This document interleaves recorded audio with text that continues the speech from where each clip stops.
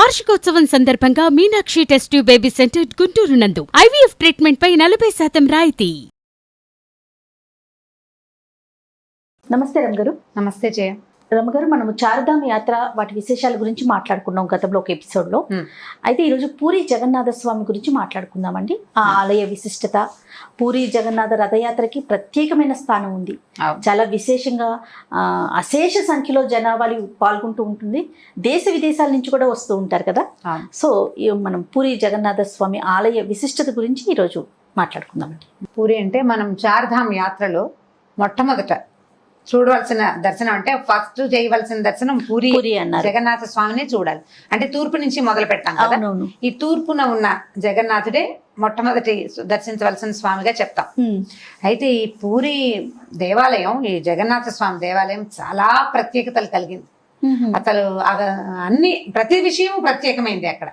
అక్కడ ఉన్న స్వామి ప్రత్యేకం, ఆ జగన్నాథుడే ఒక ప్రత్యేకమైన వాడు, ఆ దేవాలయం ప్రత్యేకత, అక్కడ ఉన్న వంటశాల ప్రత్యేకత, ఆ రథం ప్రత్యేకత అసలు ఎక్కడా లేదు ప్రపంచంలో అలాంటిది.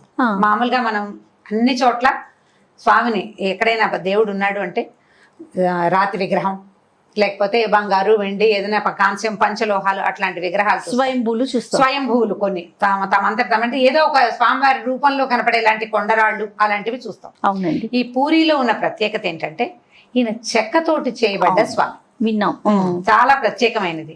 పైగా ప్రతి చోట ఎక్కడైనాను భార్యా సమేతుడైన విష్ణువుని మనం చూస్తాం. భార్యతోటి, లక్ష్మీదేవి రకరకాల రూపాలతోటి విష్ణుమూర్తిని.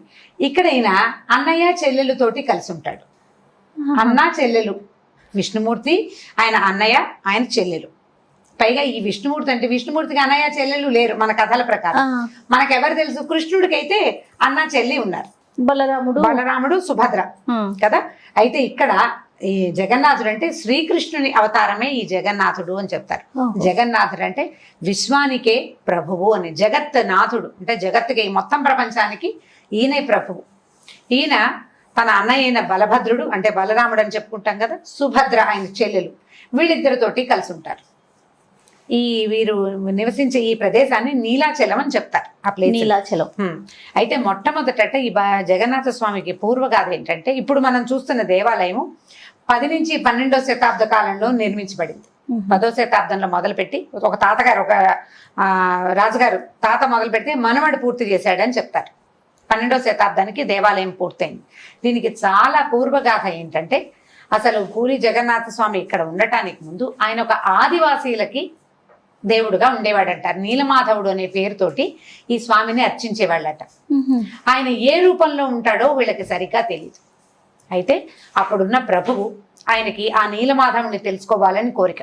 ఎంత ప్రయత్నం చేసినా ఈ ఆదివాసీల నుంచి ఆయన దాన్ని తెలుసుకోలేక అతను ఏం చేశాడంటే, ఒక విద్యాపతి అని ఒక బ్రాహ్మణ యువకుడిని ఈ నీలమాధవుడి రహస్యం, ఈ స్వామి రహస్యం కనుక్కోమని పంపించారట.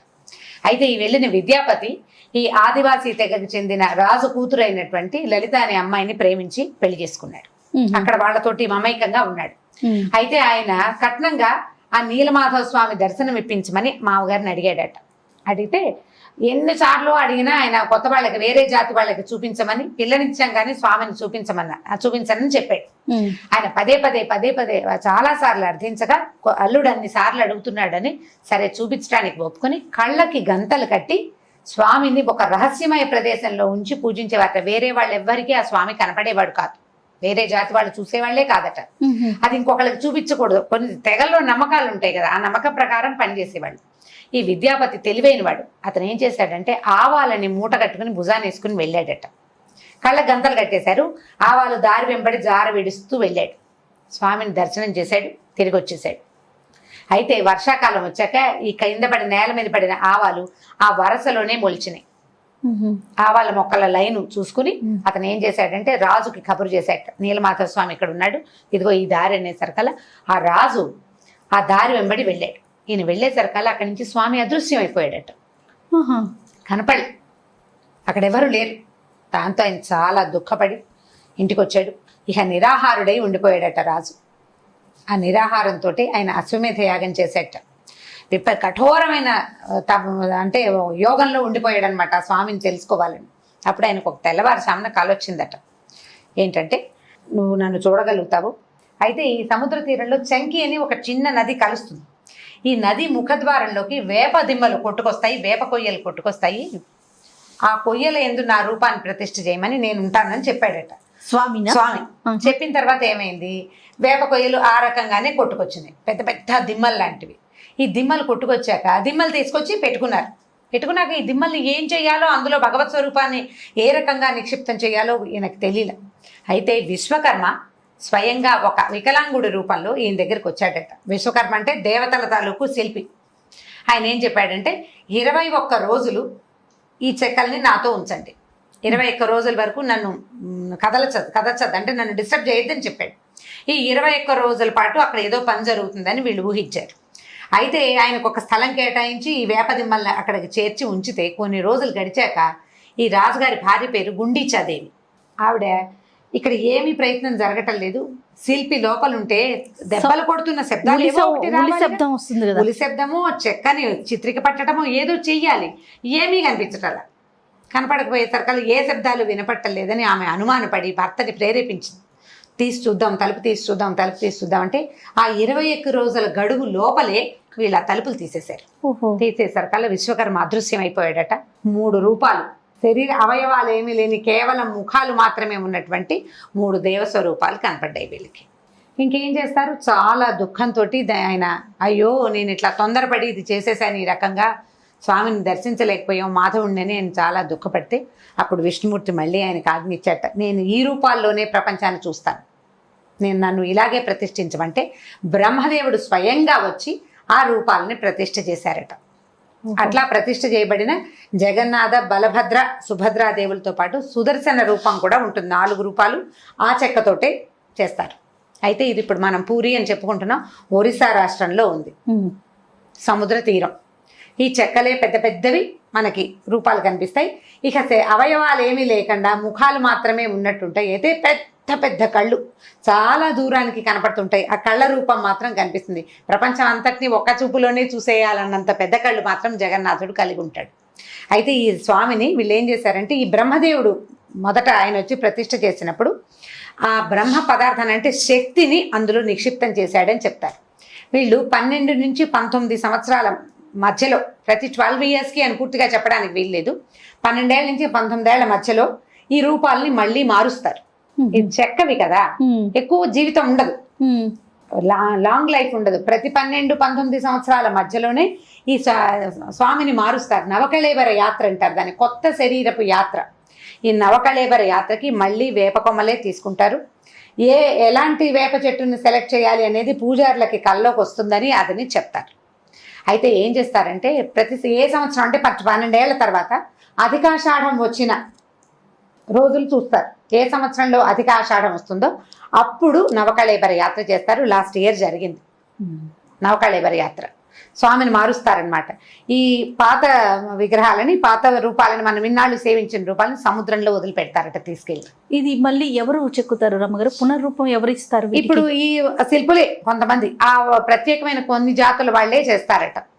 ఆల్రెడీ ఉన్న రూపం ఉంది కదా, అలాంటి రూపాన్నే చిత్రిస్తారు, అలాంటి రూపాన్నే చేస్తారు. అప్పుడు ఏం చేస్తారంటే ఈ బ్రహ్మ పదార్థం, ఈ మొదట ప్రతిష్ఠింపబడిన వాటిలలో ఉన్న బ్రహ్మ పదార్థాన్ని కొత్తగా స్థాపించబడుతున్న రూపాలలోకి మార్చడం, బ్రహ్మ పదార్థాన్ని ఇందులోకి మార్చడం అనేది ఒక ప్రత్యేకమైన పూజట. అది చాలా రహస్యంగా కొంతమంది పూజారులే చేస్తారట.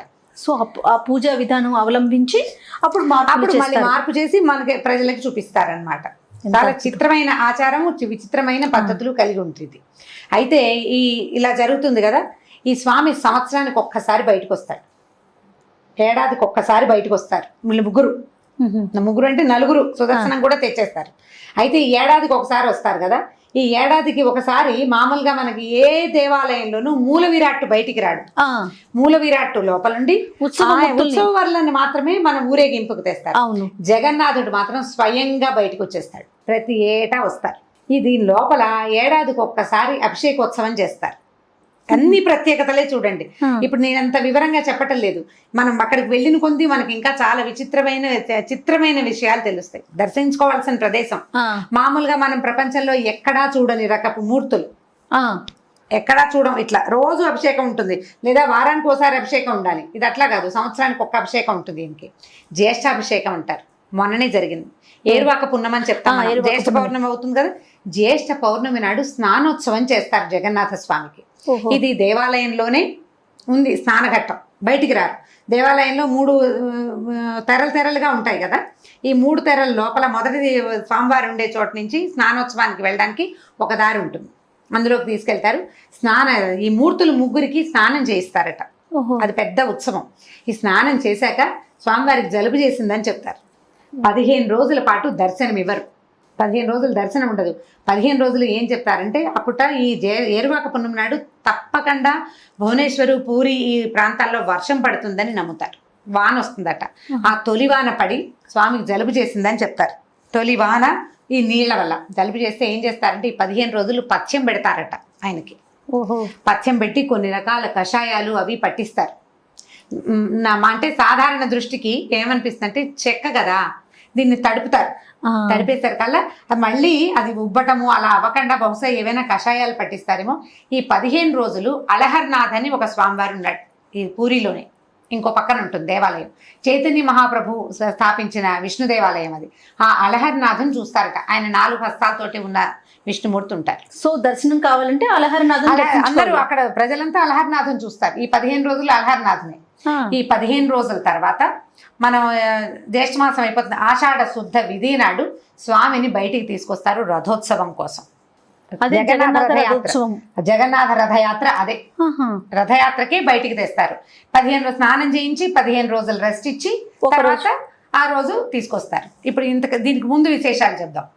స్వామికి ప్రతిరోజు చెప్పన్ భోగ్ నివేదన చేస్తారు. 56 నివేదనలు చేస్తారట.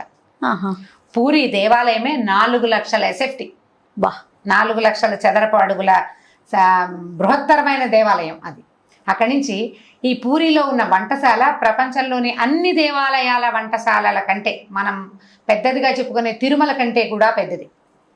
తిరుమలలో స్వామికి 16 చేస్తాం, షోడశోపచారాలు చేస్తాం, 16 నైవేద్యాలు పెడతారు, 56 భోగాలు చేస్తారు. ఇక్కడ పూరి జగన్నాథుడికి ఎన్ని రకాలు ఈ చేయగొడీలు, చెక్కలు, మరమరాల ఉండలు, పేలాల ఉండలతో సహా ఎన్ని రకాల నైవేద్యాలు ప్రతిరోజు 56 భోగాలు చేస్తారు. ఇదొక విశేషం. అక్కడి నుంచి ఇక్కడ శివపార్వతులు కూడా ఉన్నారు లోపల. ఈ శివపార్వతులకి అమ్మవారికి ఉత్సవం కూడా జరుపుతారు. ఈ అమ్మవారి ఉత్సవం ఆశ్వేజ మాసంలో చేస్తారు. దుర్గాదేవికి ఉత్సవం ఆశ్వేజ మాసంలో చేస్తారు. వీళ్ళు ముగ్గురు ఉన్నారు కదా, అన్నయ్య, తమ్ముడు, చెల్లెలు. వీళ్ళు ముగ్గురు ఎంత చక్కగా బాగా ఉంటారంటే, ఈ రథయాత్రకి బయటికి తీసుకొచ్చేటప్పుడు మొదట అన్నయ్యని తెస్తారు, బలభద్రుడిని తీసుకొస్తారు బయటికి. తర్వాత చిన్నపుల్ల ఆవిడ చిన్నపుచ్చుకుంటుంది, తనని చివరి పెడితే ఒక్కతే ఉండటానికి భయపడుతుందట. అందుకని సుభద్రాదేవిని తెస్తారు రెండోది. మూడోసారి 3వ యాత్రకి అంటే 3వ రథం ఎక్కించడానికి అప్పుడు జగన్నాథ స్వామిని బయటికి తెస్తారు. ఈ రథాలు కూడా ప్రతి సంవత్సరము కొత్త రథాన్ని తయారు చేస్తారు. ఇక్కడ విశేషం అది. ప్రపంచంలో అన్ని దేవాలయాల్లోనూ రథాలు సిద్ధం చేసి పక్కన పెట్టుంటాయి. అవునండి. మన తిరుమల అయ్యవారికి కూడా అన్ని ఏ రథాన్ని, సూర్యప్రభ, చంద్రప్రభ వాహనాలు అవన్నీ సిద్ధంగా ఉంటాయి. ఈయనకి ప్రతి సంవత్సరము కొత్త రథం. ఆ రథం కూడా ఎప్పుడు చేస్తారంటే, విశాఖపట్నంలో చందనయాత్ర చేస్తారు సింహాచలంలో. చందనయాత్ర చేసిన అక్షయ తృతీయ నాడే ఈ రథానికి ఏర్పాటు మొదలు పెడతారు. రథానికి ఇన్ని కొమ్మలు, ఇన్ని కర్రలు పట్టుకురావడం, ఇన్నేసి ముక్కలతోటి చేయాలని కొలత కూడా ఉంటుంది. కొలత ప్రకారము బలభద్రుడి దాని రథం పేరేమో తాళధ్వజ. రథాలకి ప్రత్యేకమైన పేర్లు ఉన్నాయి. సుభద్రాదేవి ఏమో పద్మధ్వజ. ఈ అయ్యవారి తాలూకు అంటే జగన్నాథ స్వామి రథం పేరు నందిఘోష. ఈ రథయాత్రని ఘోషయాత్ర అంటారు. ఈ రథాన్ని పైగా ఈ అయ్యవారిని బయటికి తెచ్చేవాళ్ళు ఉన్నారు కదా, ప్రత్యేకమైన ఆదివాసీ తెగ వాళ్ళు. ఏ నీలమాధవుణ్ణైతే ఇట్లా జగన్నాథ స్వామిగా ప్రపంచానికి తెలియజేశారో ఆ ఆదివాసీ తెగ వాళ్లే ఈ స్వామిని బయటికి తీసుకొస్తారట. ఇంకొక బ్రహ్మాండమైన అత్యద్భుతమైన విశేషం ఏంటంటే, ప్రపంచంలో ఎక్కడా మూల విరాట్టుని సామాన్య మానవులు ముట్టుకునే అవకాశం లేదు. కానీ ఈ జగన్నాథుడిని మాత్రం ఆయన బయటికి తీసుకొస్తే అందరూ ముట్టుకుంటారు. ప్రతి వాళ్ళు ముట్టుకోవచ్చు. ఇక అందులో ఏ భేదము లేదు. దాన్నే సర్వం జగన్నాథం అని చెప్తారు. సర్వం జగన్నాథం అంటే అక్కడ మడి మైల ఏమీ లేదు. అక్కడ పురుళ్ళు మైలలు ఏవి పాటించరు ఆ రోజు. ఎవరైనా పోయిన వాడు కూడా అంటే మామూలుగా వాళ్ళు కూడా వచ్చి జగన్నాథుడిని ముట్టుకోవచ్చు. ఆ స్వామి విశేషమే అదనమాట.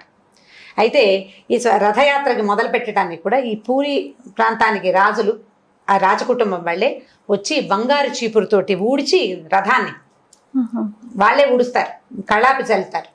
హారతి ఇచ్చాకే రథం కదులుతుంది.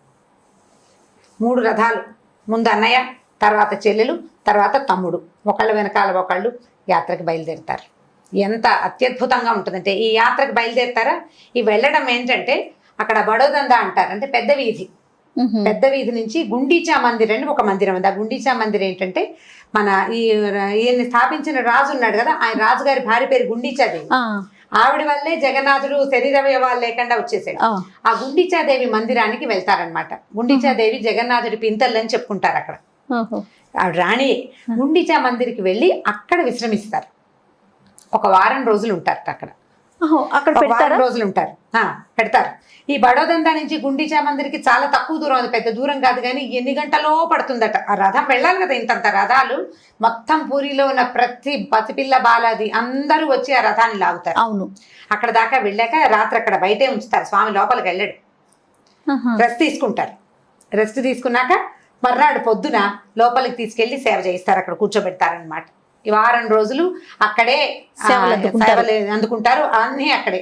అయితే ఏంటట, మహాలక్ష్మి ఉంది, అమ్మవారు ఉంది ఇక్కడ. ఈ అమ్మవారు ఎక్కడ ఉంటుందంటే ఈ దేవాలయం తాలూకు గడప మీద ఉంటుందట. లోపల కూర్చున్న వాళ్ళల్లో ఇప్పుడు దాన్ని రత్నవేది అంటారు. స్వామిని కూర్చోబెట్టే ఆ పెద్ద వేదికలాగా ఉండి ఈ జగన్నాథుడు, బలభద్రుడు, సుభద్రాదేవి, తర్వాత ఇంకా మిగిలిన మూర్తులు, మదనమోహన్ మూర్తి అవన్నీ స్థాపిస్తారు. రత్నవేది అంటారు, బాగా అలంకారం చేసి పెడతారు. అక్కడ లక్ష్మీదేవి ఉండదు, గుమ్మం మీద ఉంటుంది, ఈ లోపలికి ప్రవేశించే గుమ్మం మీద. అయితే ఆవిడ కోపం వస్తుందట, వీళ్ళు ముగ్గురు వెళ్ళిపోయారు, తనని తీసుకెళ్ళకుండా అని. అందుకని తిరిగి వచ్చేటప్పుడు లక్ష్మీదేవి కోసం ఒక జాతర చేస్తారు అక్కడ, ఆవిడ అలక తీర్చడం కోసం. ఆవిడ కోపం వస్తుందని. ఈ తిరిగి వచ్చేటప్పుడు ఏం చేస్తారు, మళ్ళీ రథయాత్ర వెనక్కి వస్తుంది. వారం రోజులు అక్కడ రెస్ట్ తీసుకున్నాక ఈ వెనక్కి వచ్చినప్పుడు అప్పుడు కూడా రాత్రి బయటే ఉంటాడట స్వామి, లోపలికి రాడు, బయటే కూర్చుంటారు. మర్నాడు పొద్దున ఈ అమ్మవారి లక్ష్మీదేవి జాతర అంతా పూర్తయిన తర్వాత అప్పుడు స్వామిని లోపలికి ప్రవేశింపజేస్తారనమాట. మళ్ళీ అక్కడి నుంచి 12 ఏళ్లకు ఒకసారి ప్రతిమలు మార్చే నవకళేబర యాత్ర ఉంది కదా, అది కూడా మహా విశేషమైన యాత్రగా చేస్తారు. నవకళేబర యాత్ర అసలు ఎంత బ్రహ్మాండమైన యాత్ర. ఎక్కడెక్కడ ఉన్న ఒరిస్సా ఈ చుట్టుపక్కల ప్రాంతాల వాళ్ళందరూ కొత్త స్వామిని చూడ్డానికి వస్తారన్నమాట. ఈ బ్రహ్మ పదార్థాన్ని మార్చడం ఒక విశేషం, ఎక్కడా లేని అత్యంత ప్రత్యేకతలు కలిగిన ఇదనమాట. ఈ వంటశాలను కూడా లక్ష్మీదేవి పర్యవేక్షిస్తుంది, ఆవిడ పర్యవేక్షణలో వంటలు జరుగుతాయని చెప్తారు జయ. అక్కడ ఇంకొక విశేషం ఏంటంటే ఒక పండ చెప్పారు ఆ మాట, వంటలో కనుక ఏదైనా కుదరకపోతే వంటశాల దగ్గర కుక్క నీడ కనపడుతుందట జయ. అప్పుడు వంట ఇవాళ కుదరలేదని తెలుసుకుని చేసిన మొత్తం వంటని భూస్థాపితం చేసి కొత్తగా మళ్ళీ వండుతారట. లక్ష్మీదేవి పర్యవేక్షణలో ఆవిడకి నచ్చలేదు, వంట ఉప్పు సరిపోలేదు, కారం ఎక్కువైంది, అలాంటి వంటలో ఏదైనా దోషం వచ్చింది అంటే వెంటనే ఒక కుక్క కదులుతున్న నీడ కనపడుతున్నట్టు అక్కడ గోడ మీద, వంటశాల గోడ మీద. అప్పుడప్పుడు అట్లా కనిపిస్తుంది. కనిపిస్తే ఇంకా ఏమీ లేదు శంక, మొత్తం వంటంతా పడేసేస్తారు, పాతి పెట్టేస్తారు. మొత్తం వంటంతా భూస్థాపితం చేసి మళ్ళీ ఫ్రెష్గా వంట మొదలుపెట్టి చేస్తారు. ఇంకా పెద్ద విశేషం చెప్తాను చూడండి, మట్టి పాత్రలలోనే పూరి జగన్నాథుని మొత్తం నైవేద్యాలు తయారవుతాయి. లోహ పాత్రలు వాడరు, లోహం లేదు, మొత్తం అంతా మట్టి పాత్రల్లోనే. అది కూడా చాలా విశేషమైంది కదా. ఇన్ని ప్రసాదాలు, ఇన్ని నైవేద్యాలు మొత్తం అంటే మూకుళ్ళు, పాత్రలు, వండే పాత్రలు అన్నీ మట్టివే. ప్రతి విషయము పూరిలో విశేషమే. అక్కడ చెప్తున్నా కదా స్వామి విశేషం, గుడి విశేషం. అక్కడి నుంచి జెండాలు ఉంటాయి ఈ పైన, నీలధ్వజుడు అని చెప్తే నీలమాధవుడు అని చెప్తాం కదా స్వామిని. ఈ పైన జెండా మీద సూర్యచంద్రులు ఉండే జెండాలు ఉంటాయి. ప్రతిరోజు 5 జెండాలు చొప్పున మారుస్తారు. దాని విశేషం ఏంటండి? ఈ పతాకాలు మారుస్తూ ఉండటం అదంతా సేవ స్వామికి, అది ఒక రకమైన సేవ. ఇప్పుడు ఇట్లా ఎన్ని రకాల సేవలో కనిపిస్తాయి. ఈ దేవాలయం కూడా చిత్రంగా ఉంటుంది కదా, పూరి దేవాలయం ఫోటోలు చూడండి, తమాషాగా ఉంటుంది. ఆ దేవాలయం అంటే కళింగుల తాలూకు మన కట్టడం లాగా అనిపించదు. ఆ కట్టడం ఒక విశేషం, ఆ దేవాలయం ఒక విశేషం, ఆ దారులు ఒక విశేషం. అక్కడి నుంచి 4 ద్వారాలు ఉన్నాయి దేవాలయానికి. ఈ 4 ద్వారాల్లో ఒక్కొక్క ద్వారంలో ఒక్కొక్క జంతువుల పేర్లు వస్తాయన్నమాట. సింహద్వార అంటారు. ఆ సింహద్వార అంటే ఆ ద్వారానికి బయట 2 పెద్ద సింహాలు ఉంటాయి. అశ్వద్వార అంటారు. ఒక ద్వారానికి 2 గుర్రాలు ఉంటాయి అటు ఇటు. వ్యాఘ్ర ద్వారం అంటారు. ఒకవైపు ఏమో వ్యాఘ్రాలు అంటే పులులు, ఒకవైపు గజద్వార, ఒకవైపు ఏనుగులు ఉన్నాయి. 4 వైపులా ఉన్న ద్వారాలకి 4 వేరు వేరు జంతువుల కాపలా ఉంటుందన్నమాట. అక్కడి నుంచి ఈ ప్రధాన ద్వారమైన సింహద్వారానికి ఎదురుగుండా అరుణ స్తంభం అంటారు, పెద్ద స్తంభం ఉంది. ఈ పైన స్తంభం పైన ఎవరుంటారంటే సూర్యుడి రథసారథైన అరుణుడు, అంటే ఆయనకి కాళ్ళు లేవు, గరుత్మంతుడు అన్నయ్య అని చెప్తారు. ఆయన కూర్చుని కనపడతాడు. భలే పెద్ద స్తంభం అన్నమాట. ఆ స్తంభం అంట కోణార్క్ నుంచి ఒక రాజుగారు తెప్పించి ఇక్కడ పెట్టాడని చెప్తారు. ప్రతిదీ విచిత్రంగాను విశేషంగాను ఉంటుంది. తప్పకుండా దర్శించాల్సిన క్షేత్రాల్లో పూరి ఒకటి. మనం ఏమి ఇప్పుడు ఇదివరకు అట్లాంటి ఇబ్బందులు లేవు. ఫ్లైట్లు ప్రతి చోటకి, మనం హైదరాబాద్ లాంటి చోట భువనేశ్వర్కి డైరెక్ట్ ట్రైన్లే ఉన్నాయి కదా, ఈస్ట్ కోస్ట్ ఎక్కితే వెళ్ళిపోతాం. అట్లా ఏదైనా ట్రైన్లు చూసుకోవచ్చు, లేదా ఫ్లైట్లో ఫ్లైట్లో వెళ్ళిపోవచ్చు. ఒక పూర్తి రోజు పూరిలో స్పెండ్ చేయాలి. ఈ విశేషాలు మొత్తం ఇక్కడ జరిగేవన్నీ మనం తెలుసుకోవాలి అంటే మాత్రం తప్పకుండా అక్కడ ఉండాలి. కొంచెం పండాలతోటి కాస్త హడావిడిగా ఉంటుంది, కాస్త తోపుడు, కాస్త హడావిడి, కొంచెం కాస్త చిన్నపాటి ఇబ్బందులు ఎదురవుతూ ఉంటాయి. కానీ వాళ్ళు కొంచెం హైరాన్ పెడుతూ ఉంటారు. మనం కాస్త స్థిమితంగా ఉండి కంగారు పడకుండా ఉంటే ఈ మొత్తం దర్శనాలన్నీ తాపీగా చేసుకోవచ్చు. ఆ మధ్య ఏవో రిపేర్లు అవి చేశారని చెప్పారు. ఇప్పుడు రిపేర్లు అవన్నీ సెట్ అయిపోయినాయి అన్నమాట.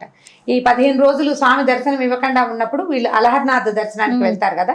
ఈ అలహర్నాథ్ ఏంటంటే చైతన్య మహాప్రభు అని ఉన్నారు కదా, ఆయన తయారు చేసిన, అంటే ఆయన స్థాపించిన విష్ణుమూర్తి విగ్రహాన్ని జనాలు అప్పుడు, అంటే పూరి ప్రజంతా ప్రతిరోజు దర్శనం చేసుకునే వాళ్ళు అక్కడికి. ఈ జ్యేష్ఠంలో కనుక ఈ 15 రోజుల్లో మనం ఏరువాక పున్నం తర్వాత వెళ్ళామా మనకి జగన్నాథుడి దర్శనం కాదు. ఇప్పుడు వెళ్ళకూడదు. రథయాత్ర సమయంలో వెళ్తే రథయాత్ర దేవాలయం బోసిపోయి ఉంటుంది, అక్కడేం ఉండదు. వీళ్ళంతా బయటకు వెళ్ళిపోతారు కదా, మామూలు రోజుల్లో వెళ్ళాలి. రథయాత్ర తర్వాత నిదానంగా వెళ్తే స్వామిని చక్కగా దర్శించవచ్చు. సెలవులు అయిపోయి సాధారణంగా ఎవరు జూన్లో బయలుదేరరు, అందరికి స్కూళ్ళు కాలేజీలు తెరిచేస్తారు కదా. ఏరువాక పున్నం తర్వాత 15 రోజుల పాటు స్వామి దర్శనం లభించదు. ఇప్పుడు ఉండదు అనమాట. ఇప్పుడు మనం ఏం మాట్లాడుతున్నాం, ఈ 15 రోజులు ఉండకుండా ఆషాఢ శుద్ధ విధి నాడు రథయాత్ర చేస్తారు. అక్కడి నుంచి మనం రథయాత్ర తర్వాత కనుక వెళ్తే గుండీచా మందిర్లో మనం స్వామిని దర్శించవచ్చు. ఈ వారం రోజులు ఆయన అక్కడ ఉంటాడు కదా, ఈ వారము గుండీచా మందిర్లోనే దర్శనం ఇస్తారనమాట. ఓకే, చాలా అత్యద్భుతమైన దర్శనాలు. చాలా దేవాలయాల గురించి చెప్పుకున్నాం కానీ రమ్మగారు ప్రతిదీ విశేషమే. అవును, పూరి గురించి. అవును, అంటే అక్కడ అలా స్వామి విచిత్రమైన వాడే కదా. అట్లాంటి విచిత్రమైన, మనకి ఎప్పుడు ఏ ఊహకి కూడా అందని విశేషమైన దాన్ని మన తాలూకు చార్ధామ్ యాత్రలో మొట్టమొదట చూడాల్సిన దానిగా శంకర్లు స్థిరపరిచారు. శంకరాచార్యుల వారు కూడా ఈ దర్శనం చేశారు. ఎంతమంది వాళ్ళు వచ్చారు, వీళ్ళు మధ్వాచార్యులు, వీళ్ళందరూ దర్శనం చేశారని చెప్తారు. చాలా మంది ఈ స్వామిని సేవించారని చెప్తారు. వైష్ణవ సేవా విధానంలో కూడా మంగళాశాసనాలు చెప్పేటప్పుడు ఈ నీలాచల నివాసాయ నిత్యాయ పరమాత్మని సుభద్రా ప్రాణనాథాయ జగన్నాథాయ మంగళం అని తప్పకుండా జగన్నాథుడి సేవని చేసుకోవాలి వైష్ణవులు. అక్కడ వైష్ణవ సేవ నడుస్తూనే ఉంటాయి అన్ని రకాలు. సర్వం జగన్నాథం అంటాం ప్రతివాడు, అంటే మామూలు రోజుల్లో మనం ముట్టుకోలేకపోతాం. రథయాత్ర రోజున అందరూ స్వామిని దర్శించవచ్చు. దర్శనం తప్పదు, దర్శనం కుదురుతుంది, ముట్టుకోవచ్చు కూడా ప్రతివాడు. ఈ బంగారు చీపురుతో ఊడవటము, తర్వాత కళ్ళాపు చల్లటము, అప్పుడు హారతి ఇచ్చి కర్పూరం, మన కస్తూరి కళ్ళాపు చల్లుతారట. కస్తూరిని గంధాన్ని నీళ్లలో కలిపి దాన్ని కళ్ళాపు చల్లి హారతి ఇచ్చి అప్పుడు స్వామిని కదుపుతారనమాట. ఆయన ప్రీతి కస్తూరి అవన్నీ ఆయనకి ఇష్టం కదా కృష్ణుడికి. కృష్ణుడే జగన్నాథుడని చెప్తారు. అద్భుతం, వింటుంటేనే ఎప్పుడు వెళ్ళాలా అన్న ఆలోచన వచ్చేస్తుంది. అదే, సో తప్పకుండా అందరూ దర్శించదగ్గ ఆలయం. కేరమ్మ గారు, మరో క్షేత్ర దర్శనంతో మళ్ళీ కలుద్దాం. నమస్తే. ఈ వీడియో కనుక మీకు నచ్చినట్లయితే లైక్ చేయండి, షేర్ చేయండి. మరిన్ని వీడియోస్ కోసం మా ఛానల్ని సబ్స్క్రైబ్ చేసుకోండి.